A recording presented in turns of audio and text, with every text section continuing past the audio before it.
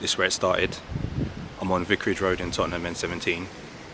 This is where I used to live, on this road, and part of the reason why I support Tottenham, because if you can see this side, the stadium literally just there, so I could always hear like the noise and the cheering, and I want to call it magic, but there ain't been magic there for years.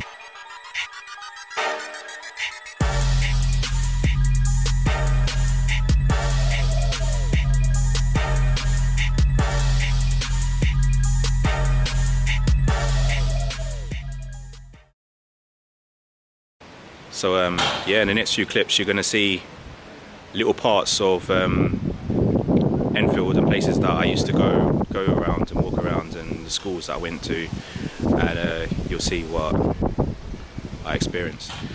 This is where it began for me, in Enfield. Started in this primary school. When I came here, I was the only black person in my class. In fact, not even just a boy. Yeah, I was a black person in my class, and back then I wasn't even called black. I was told I was coloured, and for me that was strange.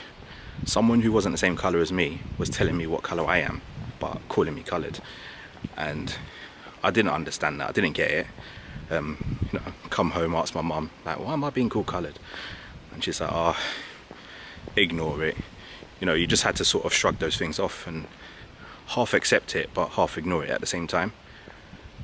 So yeah, that is when I come to Enfield, and the first school I went to was that.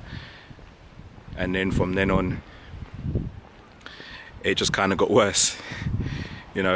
Being at such a young age, and you have grown men frothing at the mouth, trying to attack you, kill you, chase you out of the area, being angry for what? I don't know. But yeah, that's Brimsdown Primary School, first school I came to when I came to Enfield.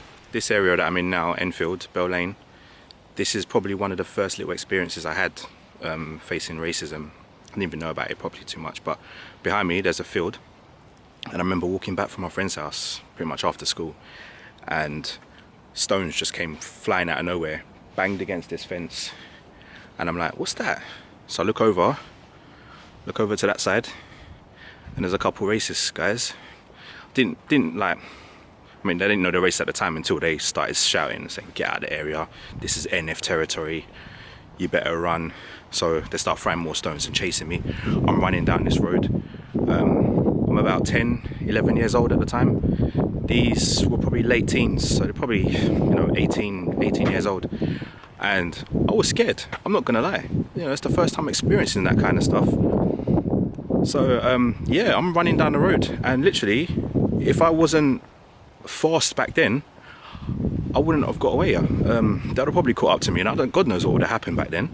But yeah, that was an often occurrence around here. So that was like the early sort of experience that I had. So this area, Waltham Cross, spent a lot of time up here, and this probably is the place where I had most experiences facing racism. I used to get chased a lot around here, a lot older men. I remember this little back alleyway here, being chased down there, had to climb a fence. I don't even know if you can see the fence anymore. Let's have a look down here. It's been a while, man. I ain't been down here for a couple of years now, but yeah, so fences like that, I don't know if you can see it, having to climb over that, jump just to hide for a bit. I'll take you around to where the Weatherspoons pub is, and that is where, I'm not gonna lie, it was real scary them times. Me and my friend Andre used to come here quite a lot when we were younger, mainly to link girls and see girls and all of that sort of stuff, what boys usually do when we're that age. And yeah, I didn't really, I wasn't aware of it too much until I was with Andre more, and he was explaining it to me about the racism and how much we're hated here. This pub here. Now, this pub you'd walk past it and you would just hear the N words being shouted at you. You'd hear get out the ends. Well, they wouldn't be saying ends, but get out the area. But all NF, and that's where I really faced a lot more of the NF lot here. National Front it stood for, and you'll see a lot of the England flags, and I'll be chasing you, throwing beer bottles, glass pints. There's a bottle down here. Not to say that that was thrown or anything like that, but yeah, you'd be getting chased, you'd be running around for your life. And lucky I was a fast runner, so that's what saved me a lot of the time. And I don't even know why I still came back to these areas a lot, because I didn't realize how serious of a scale it was, how much you was hated, how much they, you know, wanted to kill you. I mean, people did die. I mean, if you look at Stephen Lawrence, he's a victim of it. So when I looked at that and see that on the news and stuff, thinking that things like that could have happened to me, I'm very lucky to still be here. So yeah, that's Waltham Cross really. That's the experience that I was getting from here. It was definitely a lot to experience, moving from Tottenham to Enfield and seeing a big culture change and facing a lot of the stuff that I had to face over the years.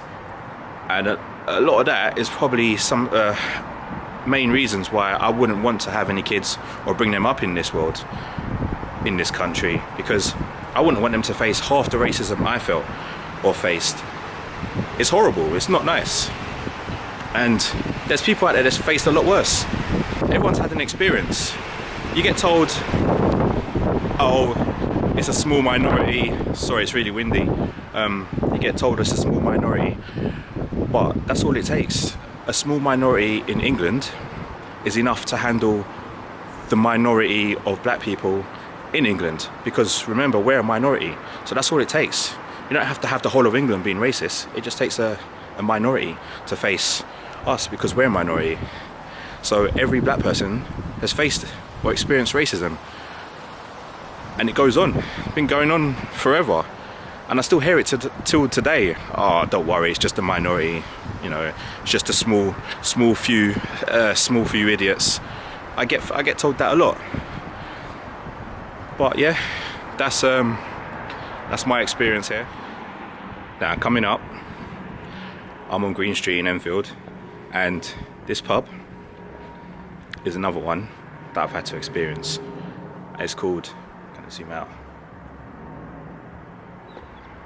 Golden Hive. And no matter what time of day it was, I had to cross the road and walk past it rather than stay on this side of the road, because I'd be facing, again, bottles thrown at me, racist words, getting chased. You know, it was one of those things where I thought, will I ever be accepted in this place, like in this country? Like, it's mad. But then you're getting older, and I thought, I'm gonna try. So even to the point where I was going to watch England games in pubs with my friends, and I thought I'd try and fit in this environment, and I'll try to support the country. But even then, inside the pub and behind you can hear little comments, little words, and me being me, I didn't even want to turn around or kick off, because I didn't want to cause a scene for my friends. I didn't want to put them in an awkward situation, even though I'm already feeling or put in an awkward situation. But you know, those are the things that I had to deal with, and not really speak about it or say anything. So yeah, that's what it's like these days and those days, and nothing's really changed. You know, it's still happening, and personally I don't think it's going to change. I really don't. I said that a lot. I said that to all my friends. Some people think it will change. It might, but I don't see it happening. I mean, it's been going on for years.